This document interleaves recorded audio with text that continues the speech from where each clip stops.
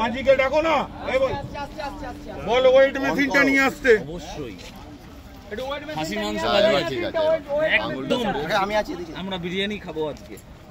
1000 টাকা আজকে পাস, সেই পাশে নাম্বারটা বলো, সিট নাম্বার। সিট নম্বর আজকে 1000 টাকা পাশে 52 নম্বর সিটে রানাদার আশীর্বাদে আমরা মাছ ধরলাম।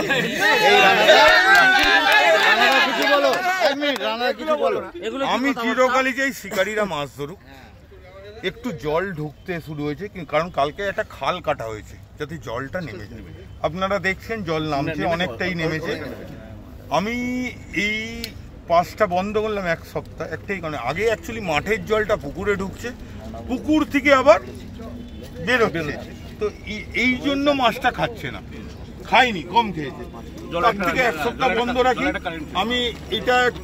এটা হয়ে গেলে একটু জলটাও ঠিক করে নিই, এক সপ্তাহ পর আসুন যাতে মাছটা খায়। খুব ভালো ডিসিশন, খুব ভালো। আমি পান্নাদাকে কালকেই বলেছি কথাটা। শিকারীরা এসে ডিসিশনটা শুধু রানাদা বলেই দিয়েছে। না, শিকারীরা এসে মাছ না পেলে, এক মিনিট দাদা, 3 নম্বর দিন আজকে, আমার তো ডিসিশন নেওয়ার দরকার, কালকে গ্রুপেও বলেছিলাম সব 10টার পর পয়সা, কিন্তু শিকারীরা আমি চাই চিরকালই হাসি মুখে আমার পয়সা দিই। একদম 100টা সিট, 50টা সিটে মাছ খাক, আমি পুরো পয়সা নেবো। কিন্তু যদি মাছ খাচ্ছে না শিকারীরা, সারাদিন বসে আছে, দুপুর 2টোয় একটা মাছ ধরলো, ওরম ভাবে কি পয়সা নেওয়া যায়? আমি তো নিজে একজন শিকারী, আমি নিতে পারবো না। আরেকবার